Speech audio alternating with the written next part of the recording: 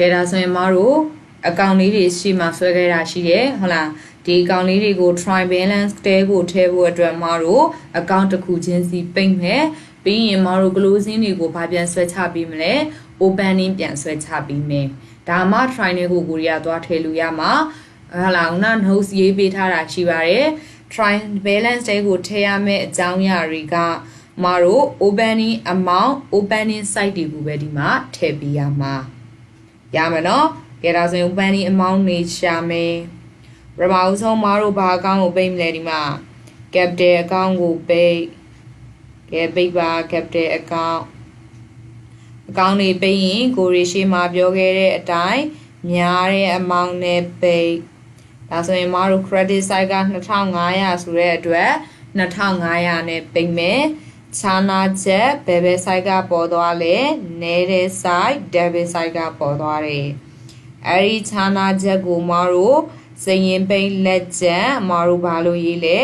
balance CD ကဲဒါဆိုရင်မတို့ဒီမှာ closing date ဟုတ်လားမတို့30 May ရမယ်နော်ကဲဒါဆိုရင် closing ကိုဘာပြန်ဆွဲချပြောင်းမြန် opening ပြန်ဆွဲချတော့2500 balance မတို့ဘာလို့ရေးမလဲ BD မေဆိုတဲ့အတွက် Fat John နှစ်ကဒီဇင်ဘာဖြစ်မှပြောင်းမှာနော်98စစ်ပဲဒီဇင်ဘာမှာ31 ဒီဇင်ဘာလို့သာပြောရင်ဒါ Fat January 987ဖြစ်သွားမှာရမယ်နော်ဒီဇင်ဘာမို့တဲ့အတွက်နောက်ကခုနှစ်ကမတို့မပြောင်းပါဘူး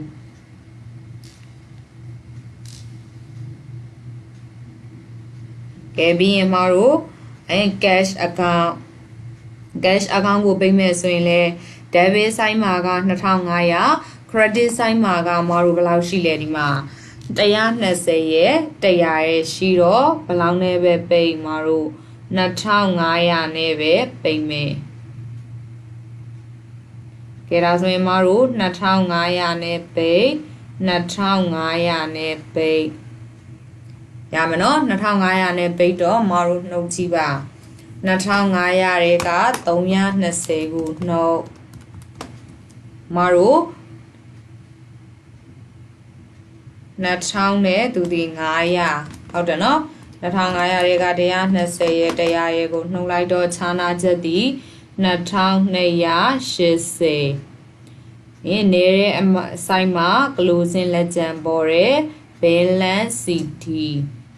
မတို့မေဘယ်နေရာဖြစ်သွားလဲသူဒီ31ဖြစ်မှာเนาะဒီမှာ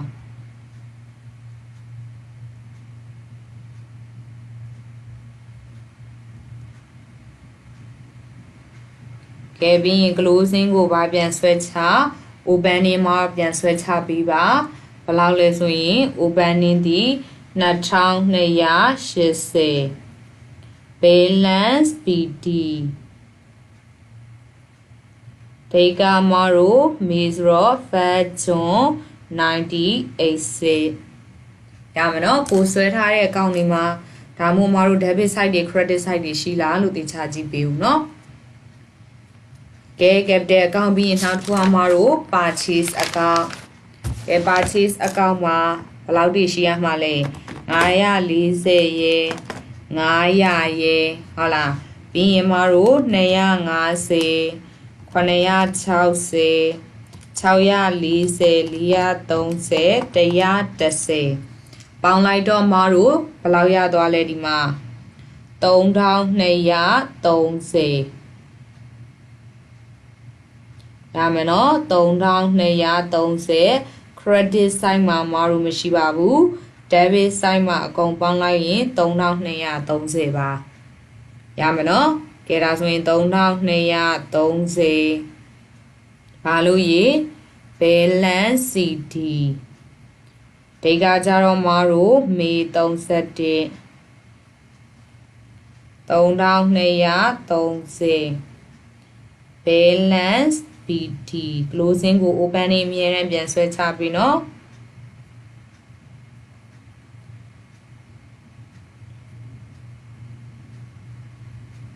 ခြ John တရက်နေ့98 ကဲပြီးရင်နောက်ထပ်မတို့နောက်အကောင့်တစ်ခုကကြတော့ဒီမှာဘာအကောင့်လဲဆိုရင် D အကောင့် D အကောင့်က debit side မှာလဲ940 credit side မှာလဲ940ဖြစ်တဲ့အတွက်မတို့သူကဘာဖြစ်သွားလဲဒီမှာပေးရန်ရှိနဲ့ရရန်ရှိအမောင့်ဟုတ်လားကြေသွားတာဖြစ်တဲ့အတွက်အကောင့်ပိတ်ပေးရုံမှာပဲမတို့ဘာလို့ခေါ်ခဲ့လဲ contra ရမယ်နော်ကဲဒီပြီးရင်နောက်ထပ်မတို့ CM ကကြတော့ debit side မှာမတို့ amount မရှိပါဘူး credit side မှာဘယ်လောက်ရှိလဲ900ရဲ့430ရဲ့ဒါဆိုရင်ပိတ်ပါမတို့900ရဲ့430ရဲ့ဆိုတဲ့အတွက်930ခြားနာချက်က debit side မှာပေါ်မယ် balance မတို့ဘာလို့ရေး CD ဟုတ်တယ်နော်မတို့မေ31 closing ကို open နေပြန်ဆွဲချပေးပါ930 balance မတို့ BD မေပြီးတော့မတို့ John တရက်နေ့98 ရမယ်နော်ကဲပြီးနောက်ကောင်တစ်ခုမတို့ KG ကောင်းမှကြတော့ debit side မှာလဲမတို့250 credit side မှာလဲဘယ်လောက်ပဲလဲမတို့250ပဲဟုတ်တယ်နော်ဒါဆိုရင်မတို့250ဘာလို့ရေးပေးမလဲဆိုရင်မတို့ contra ရမယ်နော် contra လို့မတို့မရေးလဲရပါတယ်နော်ဒီတိုင်းအကောင့်ပိတ်ပင်ရင်လဲမတို့ရပါတယ်ကဲပြီးနောက်က DB ကကြတော့ debit side မှာမရှိပါဘူး credit side မှာမတို့960ရဲ့ဘယ်လောက်ရဲ့ရှိလဲဒီမှာ130ရဲ့ရှိထားတယ်ဟုတ်တယ်နော်ဒါကြောင့်မလို့မတို့သူ့ကိုလည်းပိတ်ပေးလိုက်ပါ960ရဲ့130ရဲ့ဆိုတဲ့အတွက်မတို့ဘယ်လောက်ဖြစ်သွားမလဲဒီမှာ880ခြားနာချက် debit side မှာပေါ်မယ် balance BD ဒိတ်ကမတို့ဘယ်ဒိတ်လဲဒီမှာမေ31 closing ကို open နေပြန်ဆွဲချပေးပါ880နောင်လာအတွက်စင်းဖွင့်အမောက်ဟုတ်လား balance BD ဒိတ်ကကြတော့ဂျွန်တရက်နေ့ရမယ်နော်ကဲ DBB ရင်နှောင်းမတို့ LN ကကြတော့ debit side မှာမရှိပါဘူးဟုတ်လား credit side မှာဘယ်လောက်ရှိလဲ640ရှိပါတယ်ဒါဆိုရင်မတို့640နဲ့ပိတ်ပါ640ခြားနာချက်ဘယ်ဘက် side ကပေါ်လဲဒီမှာ debit side ကပေါ်တယ်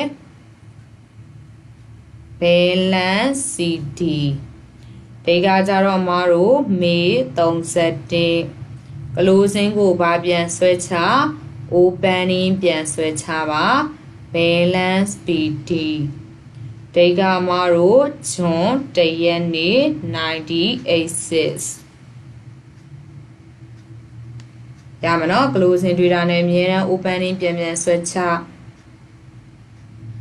ကဲပြီးနောက်အကောင့်တစ်ခု save account က debit side မှာမရှိပါဘူး credit side မှာ430ရဲ့620ရဲ့186ရဲ့680ရဲ့ရှိတယ်ရမယ်နော်ကဲဒါဆိုရင်မတို့ save account လေးပိတ်ပြီးပါ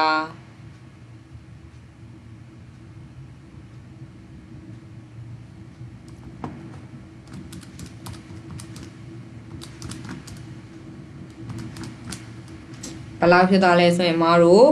1896ခြားနာချက် debit side ကပေါ်တယ်1896 balance CD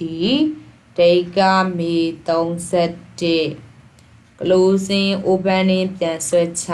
1896 balance မာတို့ဘာလို့ရေ BD မာတို့ sorry ဇွန်တရက်နေ့98 ရမယ်နော်ကဲစေးကောင်းပြီးရင်မာတို့ CV က debit side မှာ430ရှိတယ်မာတို့ credit side မှာလည်း430ရှိတယ်ဟုတ်လားဒါကြောင့်မလို့သူ့ account လေးကိုလည်းမာတို့ပိတ်လိုက်ပါသူလည်းဘာဖြစ်နေတာပဲလေဒီမှာ contra ပဲရမယ်နော်ဘာမှ switch closing တွေ opening တွေဖော်စရာမလိုတော့ဘူးသူ account ပိတ်သွားပြီဟုတ်လားကဲပြီးရင်နောက်တစ်ခု BH ကကြတော့ debit side မှာ620ရဲ့680ရဲ့ရှိတယ် credit side မှာမတော့မရှိပါဘူးဒါဆိုရင်ပေါင်းလိုက်လို့ရှိရင်ဘယ်လောက်ရသွားမလဲဆိုရင်1290ရပါတယ်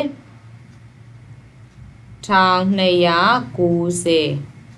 ခြားနာချက်ပဲ side ကပေါ် credit side ကပေါ်တယ် balance CD closing date ဒီမှာတို့ဘယ်ဒိတ်လဲဒီမှာမေ31 opening ပြန်ဆွဲချပါ1290 balance BD ဒီကကြတော့မတို့ဇွန်တရက်နေ့98 ကဲပြီးနောက် account တစ်ခု expenser debit side မှာဈေး186 credit side မှာမတို့150ရှိပါတယ်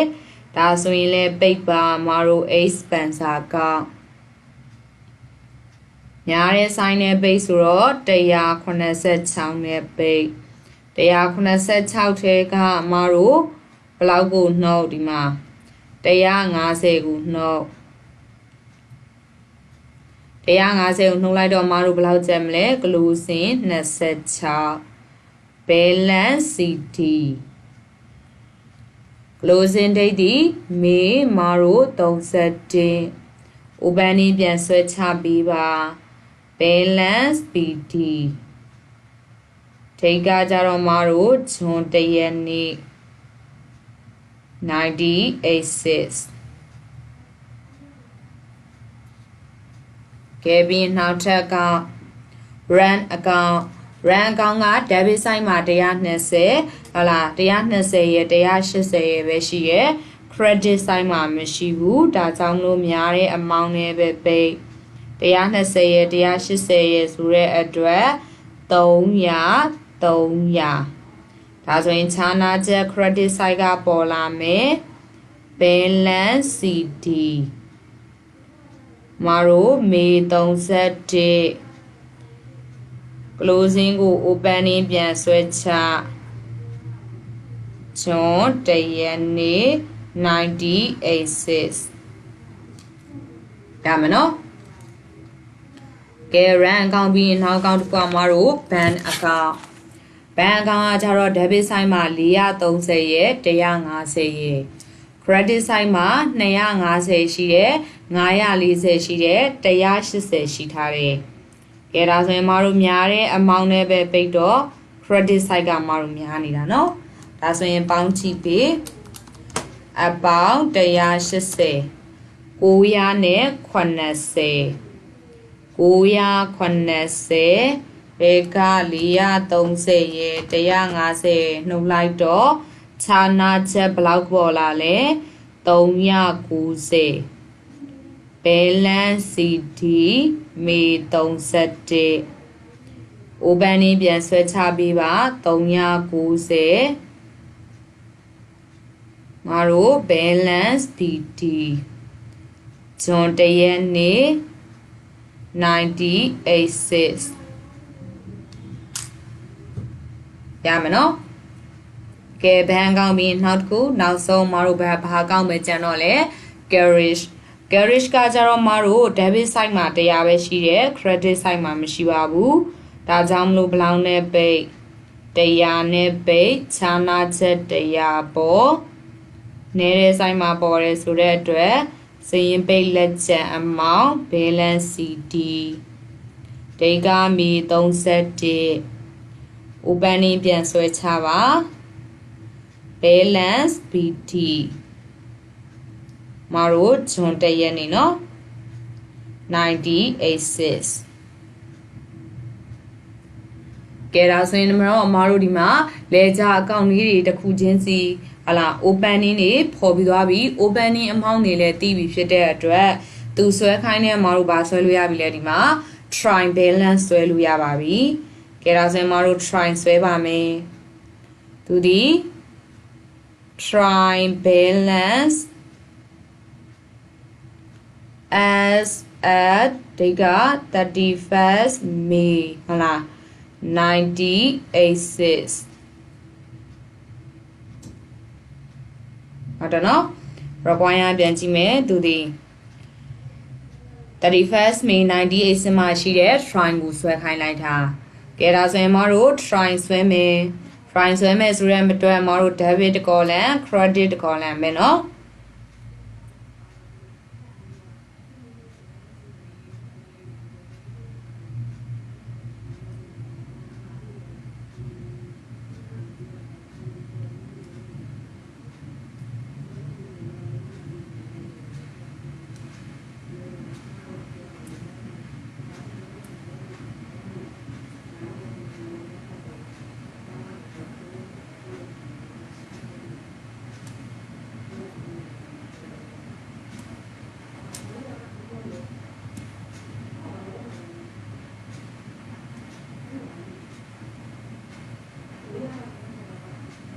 ကဲဒါဆိုရင်မတို့တစ်ခုချင်းစီသွားပြီးတော့ကြည့်ပါမယ် try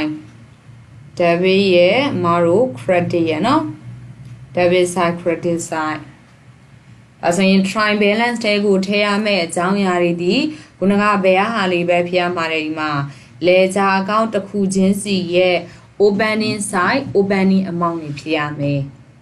ကဲဒါဆိုရင်မတို့ capital account opening မတို့ဘယ် side လဲဒီမှာ credit side 2500ဒါဆိုရင် try ရဲ့ credit side မှာမတို့ဘယ်လောက်သွားထည့်မလဲ2500သွားထည့်ပါမယ်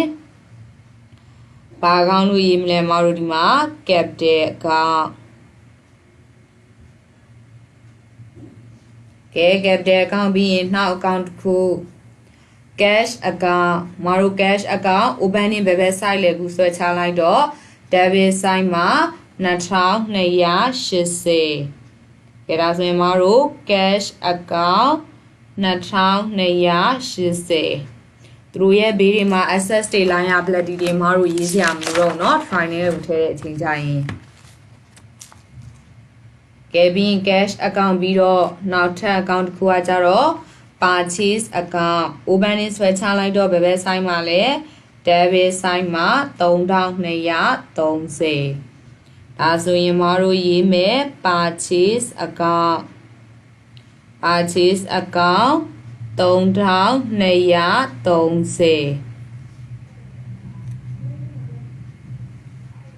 account ပြီးတော့မတို့ဒီaccount ကမတို့ဒီမှာဟုတ်လား contra ဖြစ်နေတယ်အဲ့လိုဖြစ်နေတဲ့ဟာတွေဆိုရင်မတို့ try ထဲမှာလာထည့်ပေးစရာမလိုဘူး account ပိတ်လိုက်လို့ debit credit ညီနေတဲ့ contra ဖြစ်နေတယ်ဆိုရင်မတို့ try ထဲကိုထည့်ပေးစရာမလိုဘူးเนาะကဲပြီးရင်နောက်ထပ်ဒီ account ပြီးတော့မတို့ CM account opening credit side ဘယ်လောက်လဲ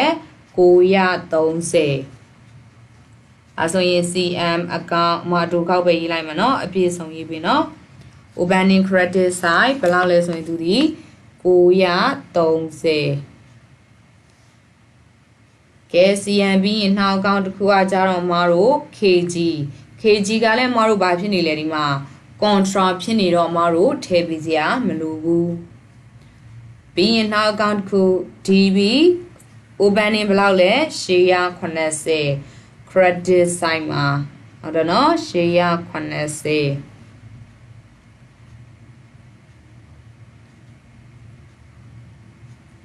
ကဲပြီးရင်နောက်က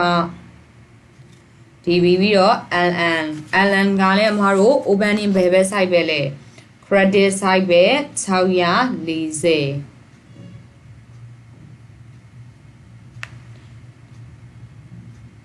ဒါဆိုရင်အမတို့သတိထားမိလားဒီမှာ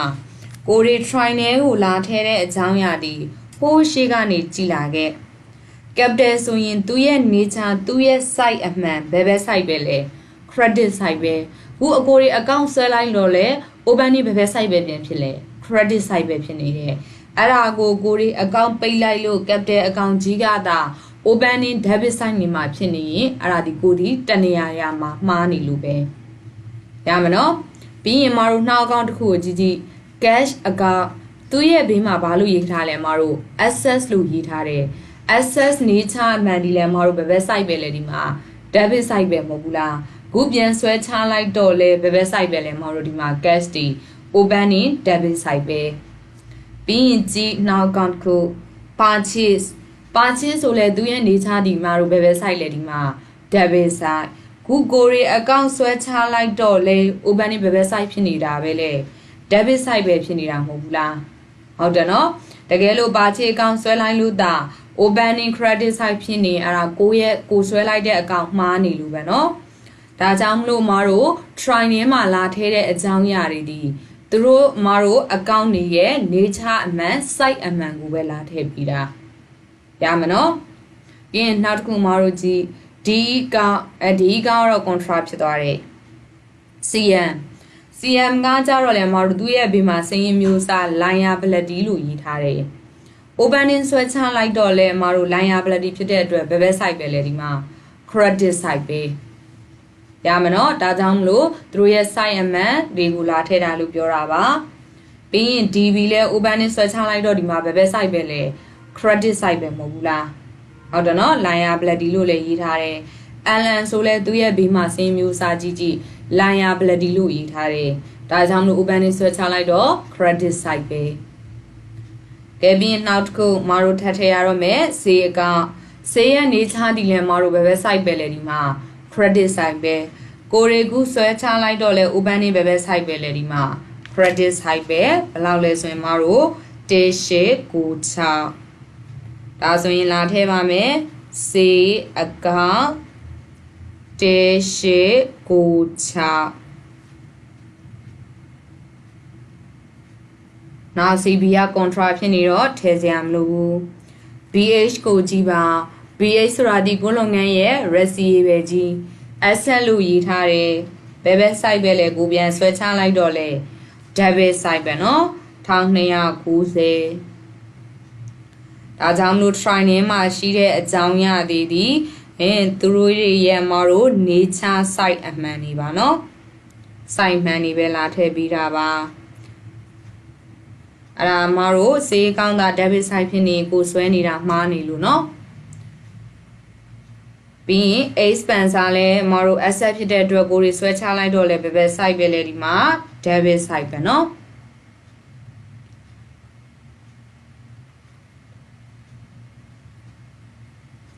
လောက်လဲဆိုရင်မတို့26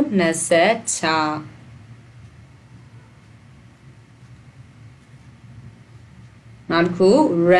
run ဆိုတာလဲ expand ဖြစ်တဲ့အတွက်မတို့ဘယ် site ပဲလဲဒီမှာ debit site ပဲ run account ဘယ်လောက်လဲဆိုရင်မတို့300 debit site မှာပြီးရင်ဘဏ်ကတော့ opening မတို့ဘယ် site ဖြစ်နေလဲဒီမှာ credit site ဖြစ်နေတယ်ဘန်ဒီမှာတို့ asset လက်ကျန်အမြဲတမ်းမဖြစ်နိုင်ဘူးเนาะဘန်ဒီ debit site မှာလည်းဖြစ်နိုင်သလို credit site မှာလည်းဖြစ်နိုင်တယ်ဟုတ်လားခု credit site မှာဖြစ်နေတဲ့အတွက်အဲ့ဒါဒီမှာတို့ liability ကြီးပါเนาะဘယ်လောက်လဲဆိုရင်390ဘန် overdraft ဖြစ်နေတယ်လို့ခေါ်ရเนาะဒါကြောင့်မလို့ဘန်ဒီမတို့ရဲ့ try balance ထဲမှာ credit site မှာသာပေးထားတယ်ဆိုရင်အဲ့ဒါဒီ liability အမျိုးအစားမျိုး debit side မှာပေးထားတယ်ဆိုရင်တော့အဲ့ဒီဘဏ်ဒီ asset ထဲမှာသွားထည့်ပေးရမှာပါเนาะ brand ကောင်ပြီးနောက်ဆုံး carriage ဒီ in ဝါရောအောက်ဝါရောဒီမှာ expand ဖြစ်တဲ့အတွက်ဘယ် side ပဲလဲသူတို့ debit side ပဲเนาะကဲဒါဆိုရင်မတို့ထည့်လိုက်ပါ carriage account debit side မှာ100ကဲဒါဆိုရင်ကိုရီရဲ့ try balance ပိတ်လိုက်လို့ရပါပြီပိတ်လိုက်လို့ရှင်မတို့ debit total နဲ့ credit total ပါဖြစ်နေရမှာလဲမတို့ညီနေရပါမယ် ကဲပေါင်းကြည့်ပေးပါ280ရဲ့330ရဲ့190ရဲ့26ရဲ့300ရဲ့100ရဲ့ဆိုတော့ဒဘင်ဆိုင်ပေါင်းခြင်းက926ကဲ credit side ကိုလည်းပေါင်းလိုက်ပါ2500ရဲ့930ရဲ့880ရဲ့640ရဲ့1896ရဲ့390ရဲ့ credit side ကိုပေါင်းလိုက်လို့ရှင်လဲအမတို့ဘယ်လောက်ပဲလဲ926ပဲရပါတယ်ရမှာနော်အဲ့ဒီမှာတစ်ခုတစ်ချက်သတိပေးပါအောင်မယ်exam ဖြည့်တဲ့အချိန်မှာကိုဒီ try ညီမကိုမှန်တယ်လို့ပြောတယ် try guide တယ်လို့ပြောတယ်အဲ့ဒါကို exam မှာမနီနီအောင်သွားပြီးတော့မတို့ဆွဲမနေပါနဲ့เนาะဒါဆိုရင်ကိုရတဲ့နောက်ပိုင်းဟာတွေလွတ်သွားတတ်တာရှိပါတယ်เนาะပြီးမှအမတို့ကိုပါကို try ကိုပြန်ဆွဲပြီးပါเนาะဒီလိုမျိုးအမတို့အကုန် try ညီမအမတို့ဒီ UK exam ကအမှတ်ပြရတာမျိုးမဟုတ်ပါဘူးတင်ချလို့ပဲသူဒီတစ်ချက်သွင်းတိုင်းမှာတစ်ချက်မှန်ရင်အမတို့အမှတ်ရပါတယ်เนาะကဲဒါဆိုရင်အမတို့ try balance ပြီးပါပြီ question number 1လေးနားမလဲတဲ့နေရာရှိရင်ပြန်မေးပေးပါအဲ့ဒီမှာ try နဲ့ကိုလာထည့်ရမယ့်အကြောင်းအရာတွေဒီ ledger account တွေရဲ့ဟုတ်လား opening size opening amount တွေပဲဖြည့်ရမယ်ပြီးရင် try နဲ့မှာလာထည့်တဲ့သူတို့ရဲ့ site တွေဒီသူတို့ရဲ့ site အမှန်တွေပဲအမတို့ဖြည့်ရမယ်ကိုရီ account ဆွဲချလိုက်တဲ့အချိန်မှာ opening တန်မိုးတွေဒီ capital ဆိုရင် credit side ဆိုရင်ကိုဆွဲချလိုက်တာလဲ opening ဘယ်ဘက် site မှာပဲဖြစ်နေရမှာလဲ credit side မှာပဲအမတို့ဖြစ်နေရမှာပါရမနော် try နဲ့ကိုလာထည့်တဲ့ဟာတွေဒီသူတို့ရဲ့ site အမှန်တွေပဲအမတို့လာထည့်ပြီးတာပါရမယ်နော်